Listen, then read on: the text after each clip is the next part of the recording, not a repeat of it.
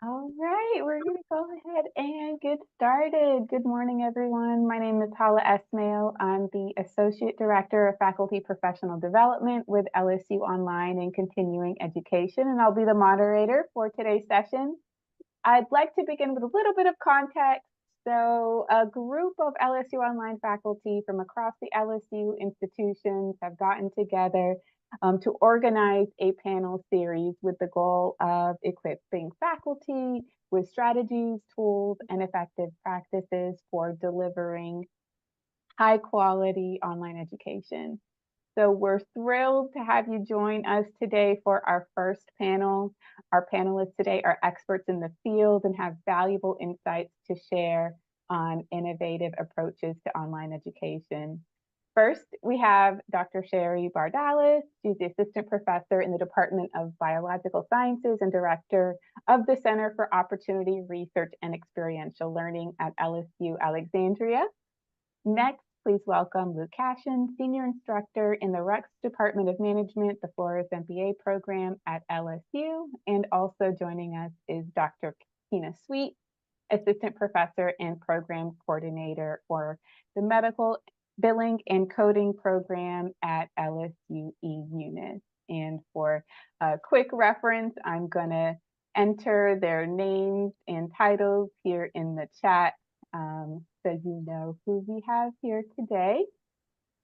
Before we begin, I'd like to let everyone know that we are recording this session, so please mute your mic when you're not actively speaking. Also, we plan to reserve about 15 minutes at the end for a Q&A portion. Feel free to use the chat feature to submit your questions throughout today's discussion. My colleague, Jennifer Morissette, will keep her eye on the chat and help facilitate the Q&A portion. So we're going to go ahead and dive in. So I'll start by asking each one of our panelists to please introduce themselves and share how long they've been teaching online and a little bit about the courses they teach. So Dr. Bardales, could you kick things off for us, please? All right. Well, good morning, everyone. I'm really pleased to be able to share this time with you this morning. I have been teaching online for almost 10 years. I started teaching online for LSUA about 8 years ago, and I originally was an adjunct instructor, online instructor, and then had the opportunity to move to Louisiana, to Alexandria, to join the department full-time, but I still love to teach online. I love to develop courses online, and I'm happy to share some of my experiences with you. Thank you. Next, Professor Cashen, would you mind sharing a little bit about yourself and the courses you teach? Good morning to all. Thank you for allowing me to be with you. I've been in higher ed now 26 years and teaching online for about 8. I teach 2 courses online for our Baton Rouge campus, and that's going to be our BADM 7190, which is in our MBA program.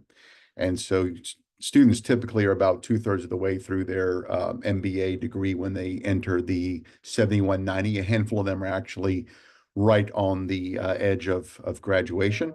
And then also I teach the capstone course for the undergraduate students in business, which is Management 3830. And so they are in their last roughly 18 hours. It's been exciting. It's been challenging. And again, thank you for allowing me to be with you. Thank you. And Dr. Sweet.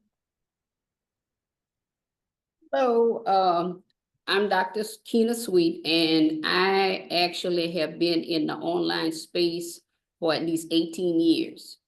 And in being in the online space, I've taught anything from a first-time college course, HIM, medical billing and coding, HCM.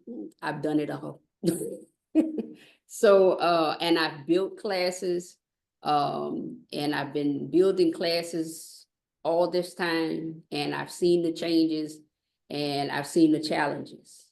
Also I am with Louisiana State University at Eunice, and I have been here in Eunice for almost 5 years, and my program is 100% online based. So I I totally run that whole, how to say, program just by itself. So I'm kind of like the one woman show, I guess. But it's great to be here with everybody. Thank you. Thank you, Dr. Sweet. And we're going to talk about some of those changes and challenges that you mentioned. So I'm going to kick things off with our first question to all of our panelists. So the first question is, keeping students engaged and motivated in an online environment can be challenging. What are some of the things you've done in your online course that have helped maintain student interest and engagement? So Dr. Bardales, I'm going to start with you here, if you don't mind sharing some of those strategies. Absolutely. So I have noticed over the past 10 years of teaching online how much my own approach to teaching online has changed, and I find that it still remains challenging to engage our students online. I am currently teaching both in person and online. In fact, I'm right now teaching the exact same course in person and online. And so I find that to be, they each have their individual challenges. So for our online students, I find that many of our online students who are working jobs, have families, is a situation that I don't always find to be true for my in-person students. But regardless, one of the things that I find helping students to stay motivated is to be really flexible. And I think that's something we probably all do instinctively. I find that our online students, though, may require a little bit more flexibility. Mike, you mentioned you are in Florida and have been affected by the hurricane. I hope everyone is doing well there. But I right now have students who were affected by both Helene and now by Milton. So that flexibility, I think, is even more important in that online environment. In addition to that, one of the things that I have changed, I'd say over the past 7 years, is adding additional interactive content to my online courses. So originally, when I started teaching, I would have not necessarily have videos, lectures. I went from not having those to having video lectures now. I've also started incorporating my own tools, been developing videos using H5P in Moodle. That's been very, very helpful. Students have given me really good feedback about when I embed questions into that material, and then not just embedding questions, but also giving them that live feedback. So when they select an answer that's correct or incorrect, they get that immediate feedback. I find that that's been also very, very helpful. Additionally, I find that students really appreciate when they see those real world connections to their studies, to their career studies. And I've recently, within the past year, really started incorporating more case studies into my coursework. And by building those case studies using tools like H5P, students, I can present the material, I can embed videos in those tools, and then also embed the questions. I've been getting really good feedback about that, so I plan on continuing to write case studies and incorporate case studies into all of my coursework. Those are all really great strategies. Thank you, Bardales, for sharing. Professor Cashen, I saw you nodding your head over there. So anything you'd like to share on your end? I have to scratch off all the comments she took. But I think those are brilliant comments. For me, in terms of keeping students engaged, you have, to me, two components. You have the course component, right, where they interact with the material that we have set up. And then, of course, you have the component of the asks that we have as instructors, and which could be through exam sets, presentations, whatever that might be, case assessments.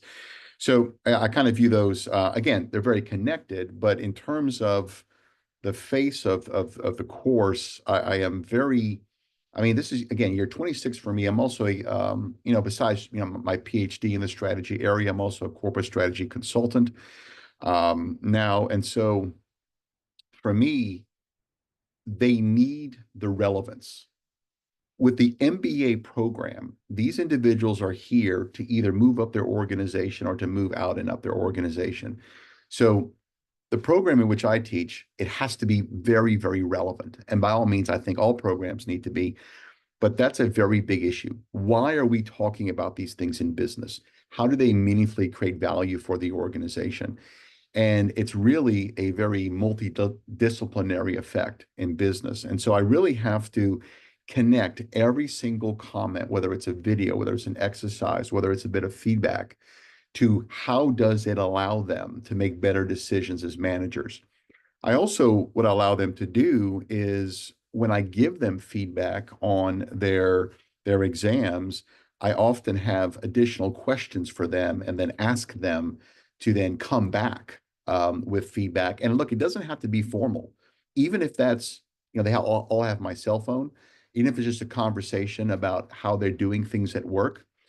So I really try to challenge them that way to say, okay, tell me how you think it works in your business, or how would you apply what we talked about in our business, in your business. So I do believe my approach has changed. I do believe that I have moved more away from a textbook and more towards my own experiences and the experiences of corporate America around me. And for me, it goes back to consistently stating why you need to know this, right? It's important that you understand that this component of this course is relevant here, right, in your corporate life. I know that I have quite a few individuals who are transitioning out of the military, so they have a very different mindset, and I have to bring what corporate America is to them and for them to understand that. Also, what I consistently do, as in my lectures, I always tell them we're going to build a story about strategy. And so it is my attempt to consistently tell them that every single component, every single module, every single discussion that we're going to have adds a piece. And if you are missing a piece, then you are missing the ability to create value for your organizations. And so they're all connected that way. I really attempt to keep them engaged through not only with my videos and my experiences and hopefully my passion about the material of how we create, great decisions for organizations, but also in group work. And I assign not just individual work, but also group work, where then they have to come together, divide the work, hold each other accountable. Certainly I'm there if I need to step in. And then also what I find is important is that the more it goes, the more I design my own material in terms of the cases that I want to present to them. And I tell you this for a reason. Most strategic management textbooks and the examples that they offer tend to be B2C, business to consumers, right? They use examples about Walmart. They use examples about retailing. The difference is when I have individuals coming into an MBA program, most of them work in B2B, right? And so they work in a business to business environment. So they have a very difficult time, I find, with the traditional texts of connecting to the material. And so what I do, I've kind of moved to where they are and writing my own cases about business to business interactions, which is not something you typically find in a strategy textbook. So I think that piques their interest. They tell me they appreciate that more and more. And so I think those are a lot of my experiences, especially at the master's level. Thank you, Professor Cashen. Dr. Sweet, I'd like to turn things over to you to give you the opportunity of what are some strategies you implement in your classes to keep students engaged and motivated online? Well, first of all, I want to say that all those are good strategies that they've introduced you to. I'm gonna just kind of jump on my humanistic side for a little bit. And what I tend to do for my people is I'll do weekly or bi-weekly little emails or announcements, if you will. And in those announcements, I tend to bring in material, and you kind of make a string of this is what I'm asking now. I need, you go find this answer. But at the same time, I also realized that for the people or the students that we take in, a lot of times you'll find that life happens. And that flexibility that she was talking about is very, very real. And I send what's called check-in email. And what I do is I check in with my students and they love it. I check in with my students. I come from a place of I've never been a person, and I tell them up front, I don't sugarcoat nothing. So don't ask me to share your share. But at the same time, I want you to be professional and I want you to remain with your professional composure. So, but I tend to ask them to respond to me, to let me know what's going on, in life. And they seem to resonate with that very well. And it allows them not only to ask me something or tell me something, we can always refer back to the schoolwork that we're talking about for that particular week. Another thing that I like to do, just to kind of give them, and when I start my emails, I tell them, I say, well, I realize that everybody has a whole lot going on. We had Taco Tuesday, and now guess what? We're going to do a little gaming. And I say, I know everybody likes gaming, right? So I'll put Quizlet is like my best friend. I can create different things in Quizlet. It can come as, I can create different little games with them that can be interactive for them. And that's another thing that I like to really put in, because it kind of takes them down a notch, and not necessarily you have this bulk of material that you have to learn, but I always tell them you take it in small chunks. And when you taking it in small chunks, you can actually digest it better. And I have my little mantras and my and my little representations of those things that I go through, and I put them in, you may put them in the class, in the actual class, or you change up things a little bit. So that's what I like to do. Yeah, absolutely. Thank you, Dr. Sweet, for sharing. So I heard some really great strategies, the importance of being flexible, and highlighting the relevance. I saw in the chat somebody shared not only what's in it for them, but also what's in it for us. Thank you, Professor DuPont, for sharing that. So integrating things like interactive components, and real world applications. Professor Cashen, I'm gonna call on you for this next question that we have up here. I know you've each kind of mentioned a little bit about how you've adapted your courses over time. So the question here is, what changes have you seen in students' needs and expectations over time, and how have you adapted your courses and teaching to better meet those needs? So Dr. Cashen, if you'd like to add on to what you've already mentioned. Right. So certainly the material has changed, and my approach, but I find that the handling of the course has fundamentally changed over the years. And for whatever reason that might be, we can chalk it up to increased demands that the students have on their lives. But when it comes to the undergraduate course that I teach, the capstone strategy class for the undergrads, I find that if I am not constantly reminding, if I am not constantly connecting, if I am not constantly probing, then I'm going to end up losing a few individuals. And I don't want to do that, because they're obviously there for a reason. So you certainly cannot be all things to all people, but being flexible, accommodative, and reasonable, and having a heart is, I think, a base expectation for faculty to have. Because just like with our lives, I remember mid-semester, losing a parent, and so I expect certain accommodations from my students for them to give me a couple of days to step out the classroom. So I have found unequivocally that they appreciate that. And the more humanity that we insert into what we do as instructors, I think we're just going to have better outcomes. And I think that's going to meaningfully improve the equity of our brand here at LSU. I find with the MBAs, they're balancing, many of them have families, many of them have very significant professional obligations. They're all around the world, very significant enrollment with the military. And so for us to not be accommodative is, I believe, not servicing students well.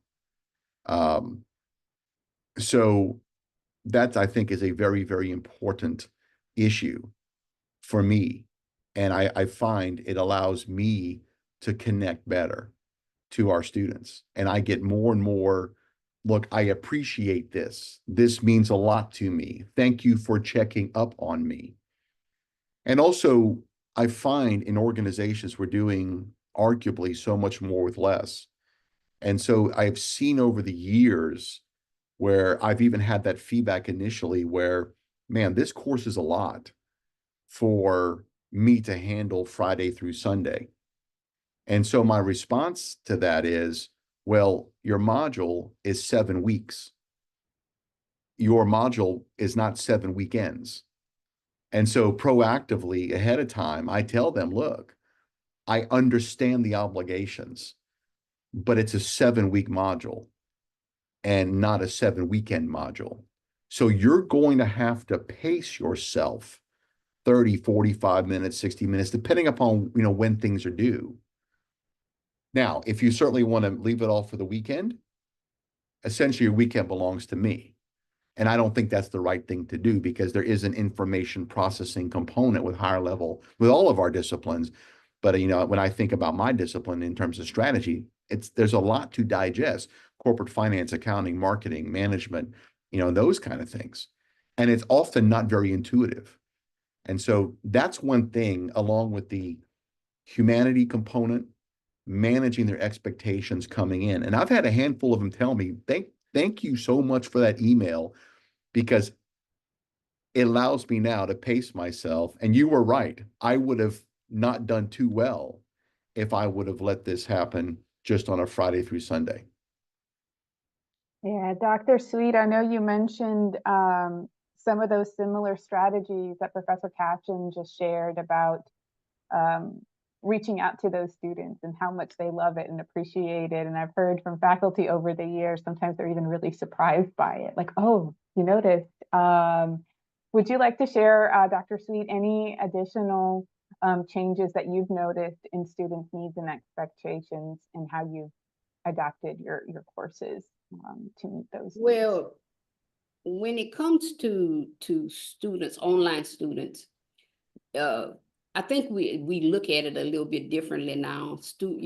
Online students, that, okay, these are the students who can't sit in the classroom all day long.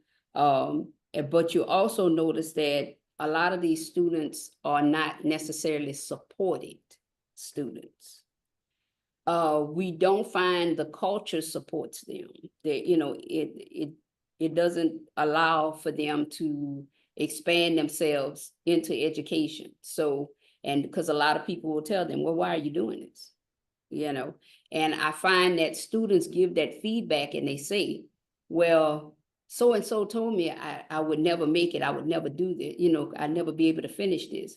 And that's what you find in the culture has more change to every man for himself and not necessarily the village that we used to come up in. Does that make sense? Also, there's not been enough emphasis on completion. And when I say there's not been enough emphasis on completion, even children in high school, if you look at the children in high school, they're not necessarily telling them how to complete something, it's how fast we can get it, or pushing them through. And I think that culture stays with them when they hit the doors of the collegiate world, and you sit there and you say, well, Well, what happened, why is completion no longer important? They don't put that in a category of importance. So, and also another thing I noticed, as far as how education is valued, how do we actually move around that when, education isn't valued as much as it used to? Their goal is not necessarily always to get the diploma or get the degree. For some, it's more of, this is a way I can survive for now. Thank you for sharing those observations. Dr. Sweet and Dr. Bardales, I want to call on you there to see if there's additional insights you'd like to share with us on this point. Absolutely. Thank you. So I really appreciated the commentary that has already happened. And Professor Cashen, I very much agree that you mentioned, not just being accommodating, but, having a heart is really essential requirement for us, to meet our students' needs. And I mentioned earlier, and this is something that I do in all of my classes, but especially in my online classes, is, trying to be aware of what things that my students might be undergoing, whether it's something, more significant, such as recent weather events, or, you mentioned about, losing a parent or something like that. And one of the things that I always do is when students reach out to me, with a particular issue, the first thing I do is I thank them. I thank you for reaching out to me. Thank you for letting me know the challenges that you're facing. I think that, providing that validation that I want to hear what it is you're going through, your challenges, and I want to work with you, to make sure that you have what you need to be successful. I cannot emphasize that enough to my students, is I want you to be successful, and we have to work together to find, whatever it is that you need to be successful. So in addition to like some other, changing needs and expectations of our students, I do find that, our students, even though they're online, they still have that expectation that there's going to be interaction, not just with me, but with their peers.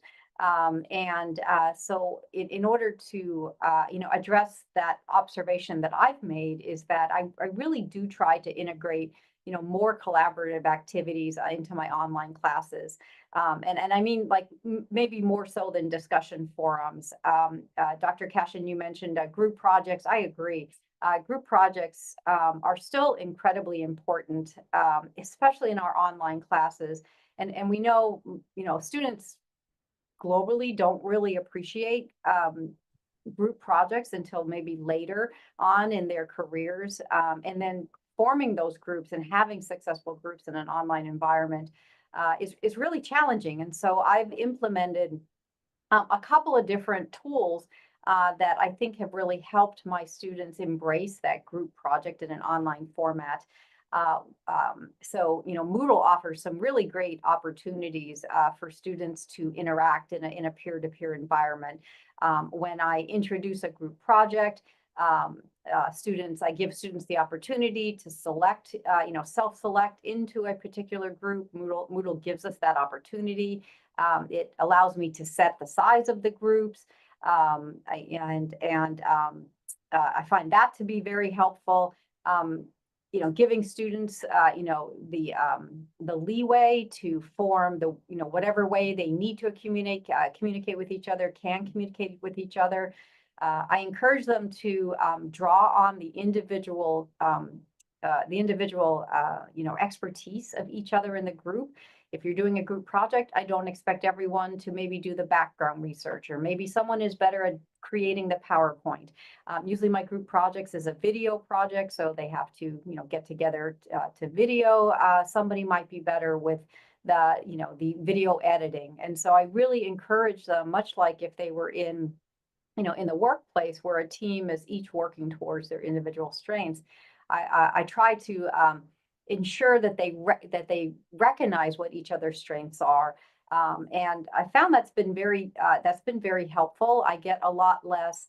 I did all the work and no one else, contributed in my group. I mean, I still get that, but not as much as when I encourage students to work towards their strengths in that type of project. I also am a very big proponent of helping our students practice that peer review process. So when I do a group project, there are multiple levels of feedback that goes on. So I of course, provide feedback to the groups. I provide feedback individually to each individual in the group. But then I also expect every person in the group to provide feedback to every other person in the group, as well as themselves. I provide, rubrics, very clear rubrics that they can use. And I expect them to not just evaluate their peers, but also to evaluate themselves. And I find that to be very, and students are very insightful when you give them the opportunity to, hey, tell me how you think you did in that particular group project. Students are very honest. They'll say, well, I didn't really do a great job with this. And I find those very, very useful. So providing students that opportunity to provide feedback, giving them a clear structure, so a rubric that they can use, I find that to be very helpful. Dr. Sweet, you mentioned, education, not being maybe valued as much as it used to be. And, I do agree. I see that there's more, that this is an business exchange, in a way, no more so than just, when I went to school, I was there to get an education. Now it's more, how is this going to help me get a job, or how is this going to help me, improve in my career aspects? And so, one of the ways I address, that changing needs or changing expectations of our students is I'm very, I'm very explicit about, this is why I'm asking you to do this group project, because you are going to have to work in a team as a group, in whatever career you're going on, and there are always going to be the same situations you run into in a group project in class. You're going to have those same situations in the workforce. So let's learn some strategies together in this, what I consider to be a more friendly environment, that they can, then take with them and apply into the workforce. So I do spend a lot of time in all of my classes now, iterating how I think what we're doing is going to be important,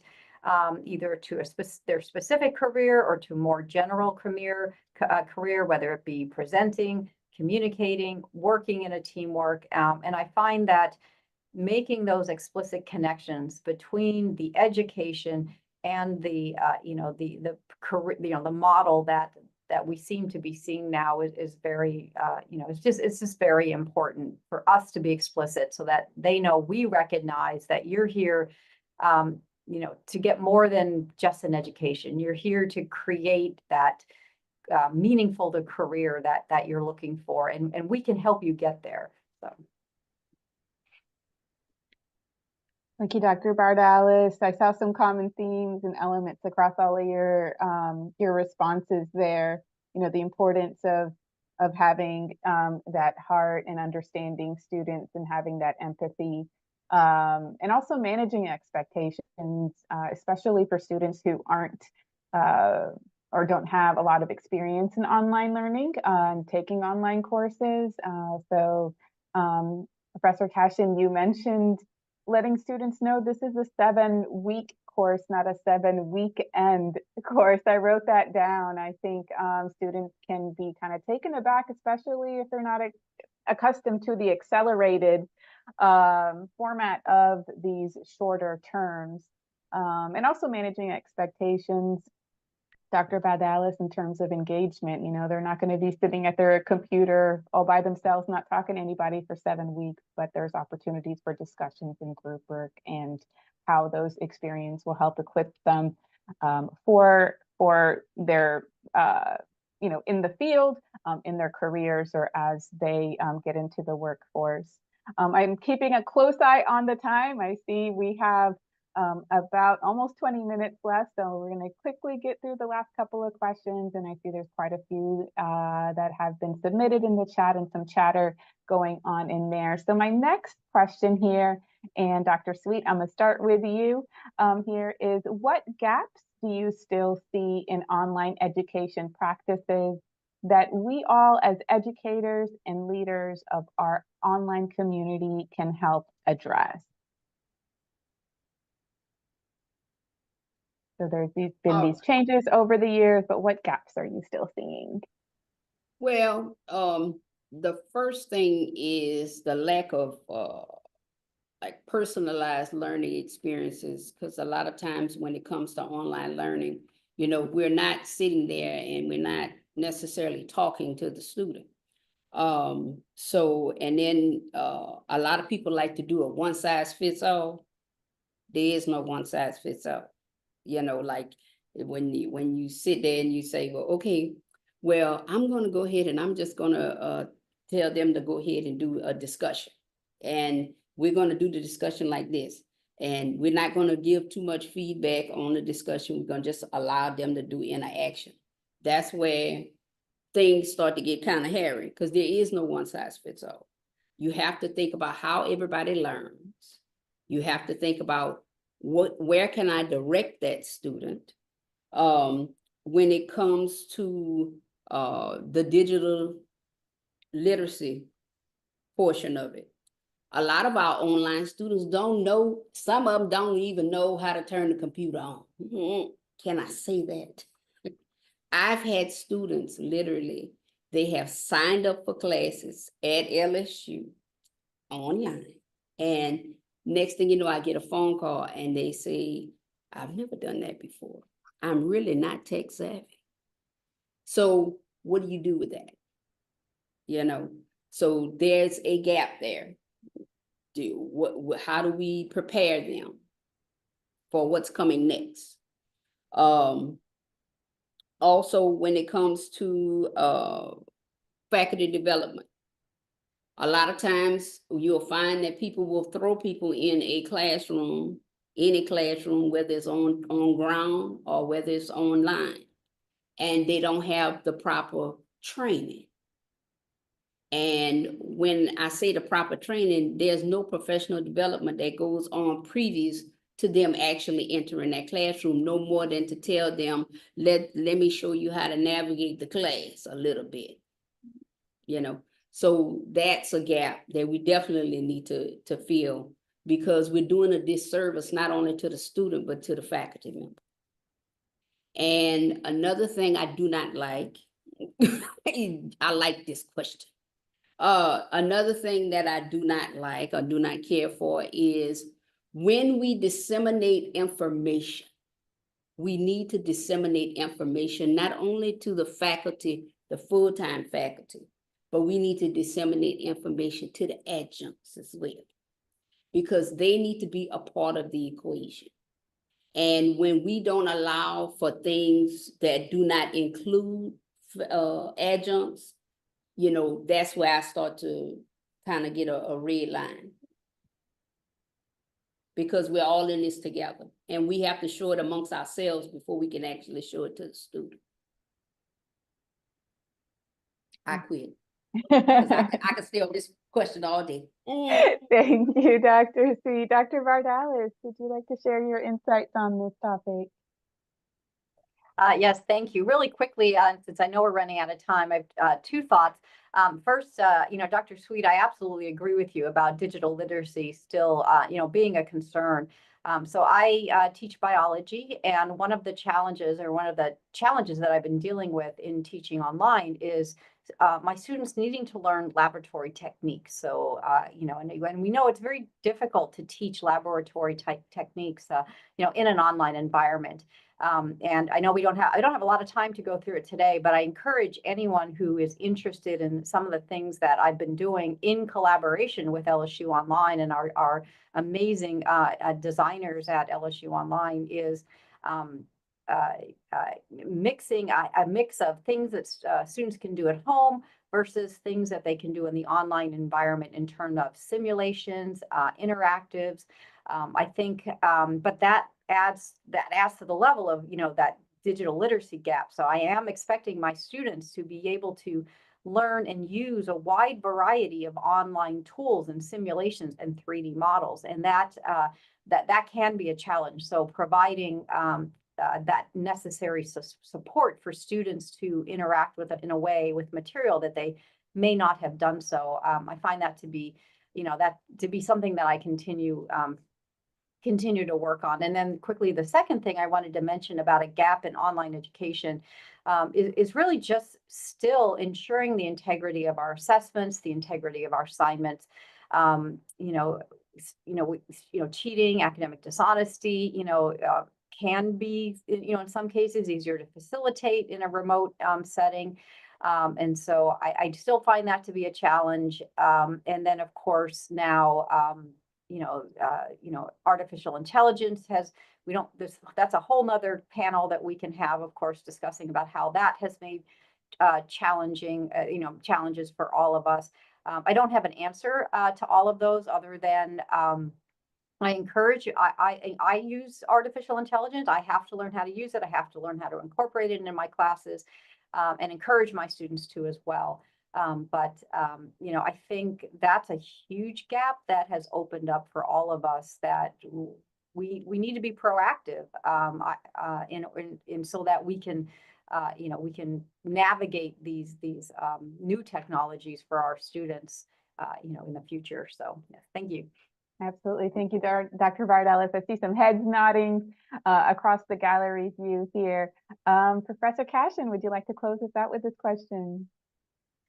Yeah, I mean, I want to echo a lot of these comments here. For me, especially in my master's program, they do a lot of writing, and I want to know their thoughts, because in corporations, and it's not a multiple choice setting. There is value in certainly testing that way, but the integrity component, I find, is such a critical hurdle for me to overcome.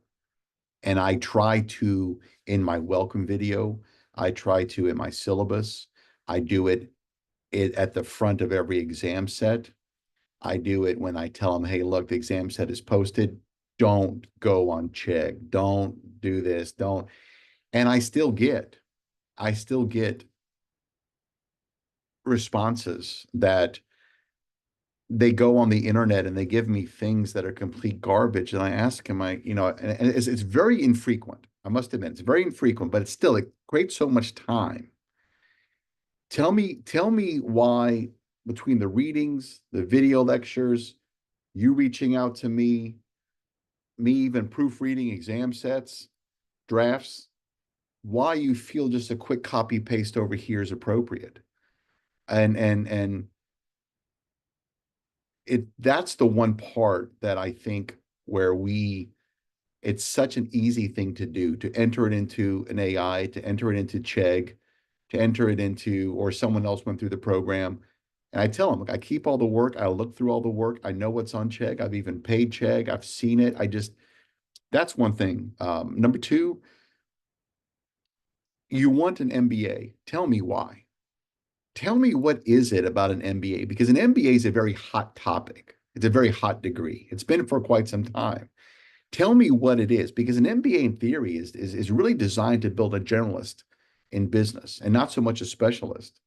And so sometimes they're not quite sure why they're doing a program.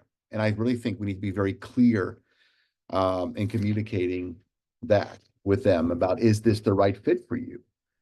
Also, what I find interesting is that there is all this work you can get and this help you can get before you jump online. You go through Quality Matters, all this other training.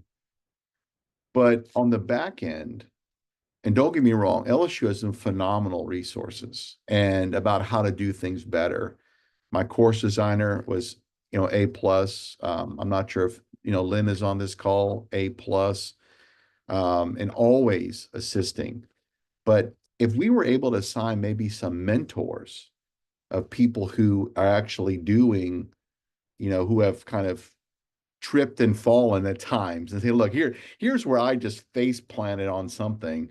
Don't repeat this, or if you're going to do that, make sure you manage it this way. Then I think that would be helpful. And because there's times where I just wish I could ask someone who's been doing it, hey, look, if you really just really, you feel like you're not connecting, and it doesn't have to be in the same discipline. I mean, there's nothing wrong with, a business person reaching out to a biology faculty member. I believe that. And also, last but not least, I think we're not short on communicating with people, and we do that through tons of different ways, mostly emails, this, that, and the other. But how do we know that they're really understanding what we want them to do or what they need to do from a timeline perspective or this, that, and the other? And like I tell my students especially with strategy implementation, communication does not equal understanding. And so how do we do a better job of matching our communication as instructors and our, as program managers with their understanding, where we become more effective in that? Thank you, Professor Cashen. I can't write fast enough. A lot of great topics that have come up. So things like student preparedness, faculty professional development, digital literacy, personalized learning experiences. So certainly a lot of room for improvement, a lot of things that we can kind of focus on as we consider how we can improve our online teaching and online offerings. We're running close up on time. I do have one more kind of question to close us out here. So in 1 minute or less, and Dr. Bardales, I'm going to start with you. In 1 minute or less, what advice would you offer to faculty members who are new to online teaching or looking to revitalize their courses? Absolutely. Thank you. So I would say first, start simple. Start with simple tools, simple techniques, and then just build gradually from there. Every time I teach an online class, my idea is to improve it. And that improvement comes from asking for feedback, ask for feedback from my students. I've gotten into including these not the instruction, not these surveys that students do at the end of the class. I put my own in there, and I really emphasize how I want to improve this course, and I need you to help me do that. And then one other thing I would add is I think it is so important that we continue to include different types of assessments in our online classes. So I will always have very frequent low stakes assessments, quizzes, assignments, things that they can complete multiple times, without penalty. I find that's been really an important part of my online community, is not making my course based on, two summative assessments that, determines their final grade. In fact, I rarely go more than 40 or 50% of their final grade is a summative type of assessment. Building in those frequent assessments and building in those assignments, I think, are incredibly important. Thank you, Dr. Bardales. Professor Cashen. I would not underestimate the time commitment that it takes to do this well, because there is a lot of trial and error at times. And so I would set time aside in your schedule to really dedicate, in your day, to really addressing what you need to address and do things well. Also, I would, as you change, and I echo that comment, as you change things, there is a tendency to go, well, let me change these 5 things, right? And then I find I get overwhelmed with that, right? I'm going to try a new way to do this. I'm going to shoot some new videos in terms of how I do this. I'm going to give feedback differently here. And then at that point, if you're successful, my question is, tell me why? Or if you're not successful, tell me again, what do you think it is? And so there's nothing wrong with saying these 1 or these 2 things, good, let's test drive it. Then let's test drive it. And so do that in small pieces. And then last but not least, the flexibility. You have to be flexible, not a doormat, but you have to be flexible and meet them often where they are in terms of their needs, and try to be accommodative. Please do not be customer-led, be customer-focused. And I think that's a real component. Thank you. Thank you. And Dr. Sweet. All right. So the biggest thing I think would be to make sure that you're leveraging your technologies. Because when I think about the tools that I use in the classroom, for instance, we use EHRs, real EHRs, active EHRs, and we use authentic patient records. So when I say authentic patient records, they're of course they're didactic. You know, they've already taken out some of the stuff, but at the same time, it gives the student an opportunity to see what truly happens, or what records that we receive to actually code. And don't be afraid to try something. That's the bottom line. You Yeah. don't be afraid to try, because it's amazing how many things happen when it's something that you didn't think would actually work. Thank you, Dr. Sweet. And I think that circles back really well to what Dr. Bardales shared when she said start simple. All right, we have about 8 minutes left of our time here today. So Jennifer, have there been, I noticed a few questions have been posted in the chat. Some have been answered. There's been, looks like some great discussion here. But are there any questions that that we can pose here to our panelists? Yeah, I think we have one. This would be for Dr. Sweet. I think it was the very first question actually that was asked, and you had mentioned that you make a point of connecting with the students and doing like a check-in email or some sort of announcement. Do you mind kind of discussing a little bit more about your specific approach and how you do that? And how do you make sure that you're balancing your time, and also depending on if all the students are like copied on an email or something like that, how do you maintain privacy with the students that you're reaching out to? Well, basically, the thing of it is, when I send out a check-in email, of course, it's going to be a mass email. But at the same time, I ask each of them, I said, can you please answer me? And I tell them, please respond. I put it in big bold letters, please respond. And I put it, you know, it's in a dark black or dark red or whatever. And I say, please respond. So once they respond to me, depending on what they say, I'll be honest with you, I'll give you a call. And that allows me to delve more into their situation at that particular time.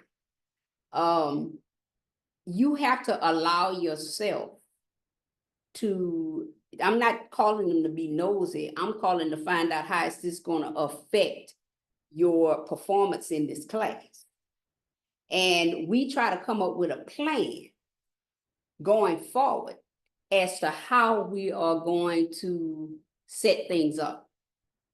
Also, when it comes to those check-in emails, now if I see somebody going south and you know they hadn't checked in for so many days, well, I go ahead and I send the individual check-in email, because as an online teacher, believe it or not, when Mr. Cashen said you have to know how to budget your time, well, a lot of it is going to be outreach. And that's what you have to realize. That's what online learning is. If I'm not necessarily reaching out with information, I'm reaching out with questions that make sense and that you can respond to and let me know how you're doing and what I need to do for you. Because I straight up ask them, tell me what I can do for you to help you. Because a lot of times we don't have those answers. Some may tell you, well, I just need a little more time. And we work on it. And I hold them accountable. I put sticky notes on your friend. I put a sticky note on the computer, call this one on this day. I want accountability, because I'm going to hold them accountable. I didn't want to blur the lines, did I? Yes, thank you, Dr. Sweet.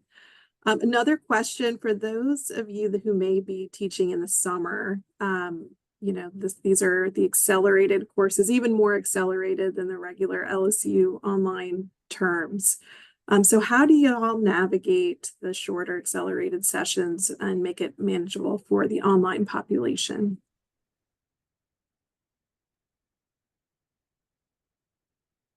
Well, anybody? Oh, I mean, thanks, Jennifer. That's a really great question. And I find that it's one I continue to struggle with myself.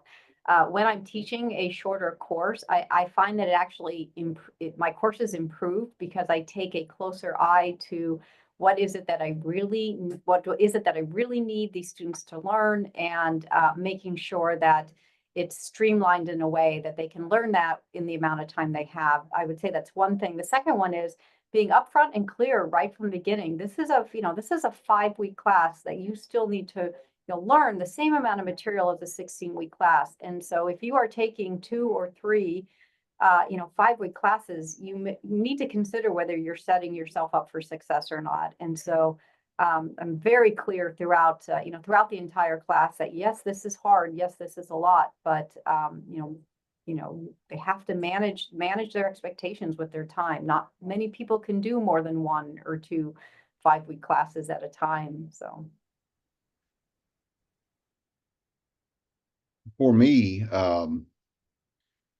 it becomes even more important that the feedback is given quicker on assignments. I really attempt to give feedback, and some of our MBA courses get to be over 100 in enrollment, which is manageable through using groups.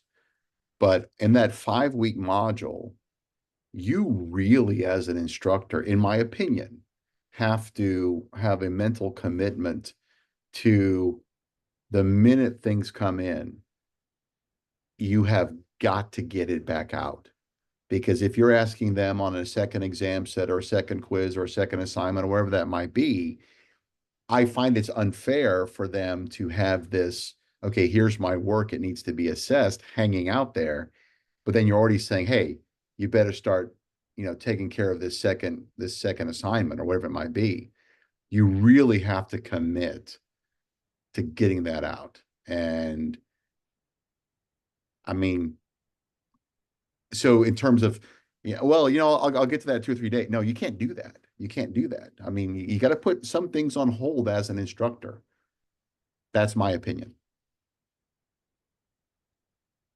I think there's one more question, but if anybody needs to hop off, feel free. I will be sending an email with a recording and some additional information. But Jen, do you want to go ahead and share that last question that came through? Yeah, the last question is if you have any recommendations or considerations when designing courses that may be taught by a different faculty member or an adjunct coming in to teach the course. Any advice?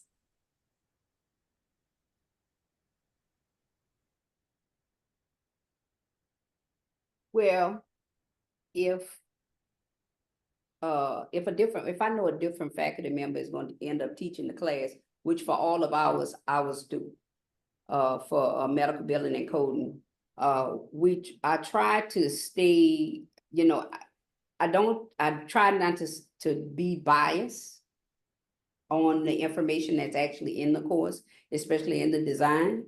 And, I try to stay above board when it comes to what we're actually learning in the field, because we want to try to actually implement those things as well that would allow a person to actually put their own thoughts into what's being taught. And I also like to tell my especially my new faculty, go into the discussion. When you're in the discussion, talk about things that are not necessarily the discussion topic, and talk about things that are not.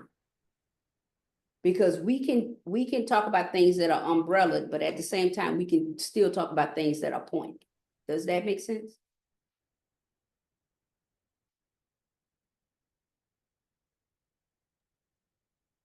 Thank you, Dr. Thanks. Sweet. Jen, was there anything else? I don't see any other questions. All right. Well, thank you everyone for joining us today for this very insightful panel. Of course, a huge and special thank you to our panelists. We do ask that you take a few minutes to share your feedback to help us improve future events and offerings. Again, I'll be sending an email that'll include the recording and a link to the survey. But if you have a few minutes, feel free to scan this QR code and submit your feedback. Thank you again for your participation, for your engagement, for your interest, and we hope to see you at future events.